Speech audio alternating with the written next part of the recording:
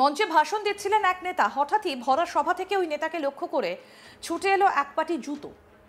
সঙ্গে সঙ্গে রণক্ষেত্রে চেহারা নিল গোটা এলাকা। জানা গিয়েছে মঞ্চে ভাষণ দিচ্ছিলেন একজন আপ নেতা, আর যিনি জুতো ছুঁড়েছেন তিনি একজন কংগ্রেস কর্মী। যদিও ওই জুতোটা মঞ্চে থাকা আপ নেতার গায়ে লাগেনি।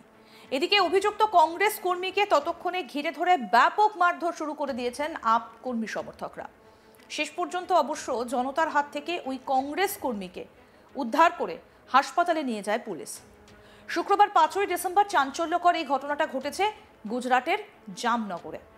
জানা গিয়েছে জামনগরের ওই সভায় ভাষণ দিচ্ছিলেন আপ নেতা তথা বিসাভাদারের বিধায়ক গোপাল ইটালিয়া। আর এই সভায় কংগ্রেস থেকে বেশ কয়েকজন আপে যোগদান করেছেন। জামনগর কর্পোরেশনের 12 নম্বর ওয়ার্ডের 3 কংগ্রেস কাউন্সিলর এদিন আপে যোগদান করেন। আসুন আপনাদেরকে একবার ভাইরাল হওয়া ভিডিওটা দেখাই, দেখুন।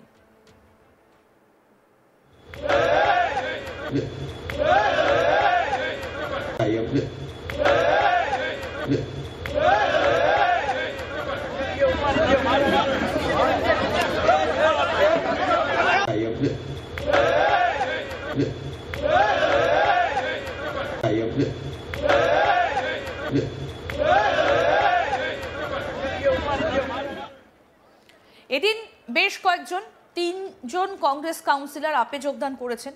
তারা কারা? তারা হলেন ফেমিডাবেন জুনেজা, আসলাম খিলজি এবং আইনজীবী জেন্নাবেন খাফি। টাউন হলের এই সভায় নবাগতদের হাতে দলীয় পতাকা তুলে দেন বিধায়ক গোপাল ইটালিয়া। এরপর যখন বিধায়ক গোপাল ইটালিয়া ভাষণ দিতে শুরু করেন, তার কিছুক্ষণের মধ্যেই দর্শকদের মধ্যে থেকে একজন জুতো ছুঁড়ে মারেন আপ বিধায়ককে লক্ষ্য করে। বিধায়ক ইটালিয়া নিজেকে রক্ষা করেন। মঞ্চে থাকা আপ নেতারা অভিযুক্তকে ধরে মারধর শুরু করেন। ঘটনাস্থলে উপস্থিত পুলিশ ওই ব্যক্তিকে ধরে সরকারি হাসপাতালে নিয়ে যায়। পরে এই ঘটনার সঙ্গে জড়িত ব্যক্তিকে জামনগর শহরের কংগ্রেস কর্মী ছত্রপাল সিং জাদেজা হিসেবে শনাক্ত করা হয়। পরবর্তীকালে একটা বিশেষ মিডিয়া পোস্টে ইটালিয়া বলেন যে তিনি এই ঘটনায় অভিযোগ দায়ের করতে চান না।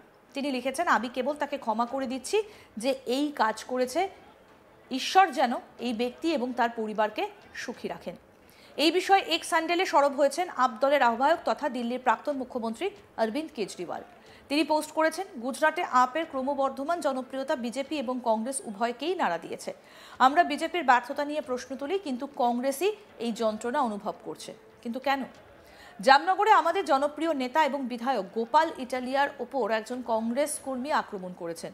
এই আক্রমণ স্পষ্টভাবে প্রমাণ করে যে বিজেপি এবং কংগ্রেস এখন গুজরাটে আপের বিরুদ্ধে ঐক্যবদ্ধভাবে লড়াই করছে। কিন্তু উভয় দলেরই কথা শোনা উচিত। আপ নেতারা ভয় পান না, মাথা নত করেন না।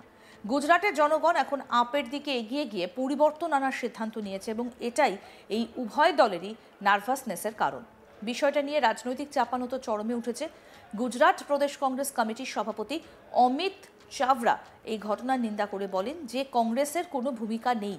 আমরা আপ বিধায়ক গোপাল ইটালিয়ার ওপর জুতো ছোড়ার ঘটনার নিন্দা জানাই। কেউ ভিন্নভাবে বিরোধিতা করতে পারে, কিন্তু এমন কাজ করা ভালো নয়। কংগ্রেস দল এই ঘটনার পেছনে নেই।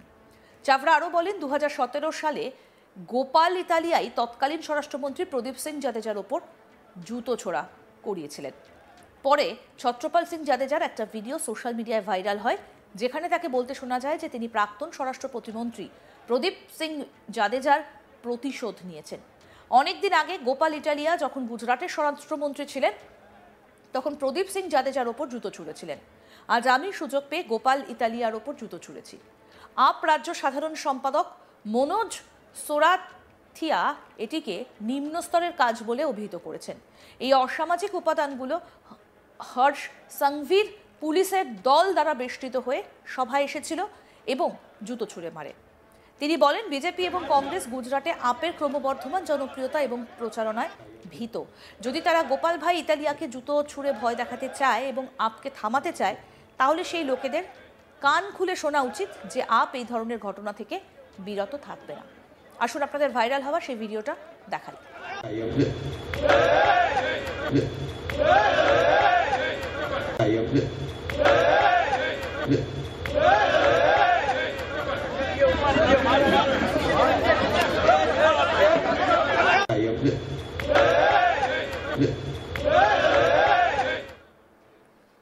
আরও আপডেট পেতে দেখতে থাকুন আজ তাক বাংলা, সাবস্ক্রাইব করুন, নোটিফিকেশন পেতে বেল বাটন অপশন প্রেস করুন।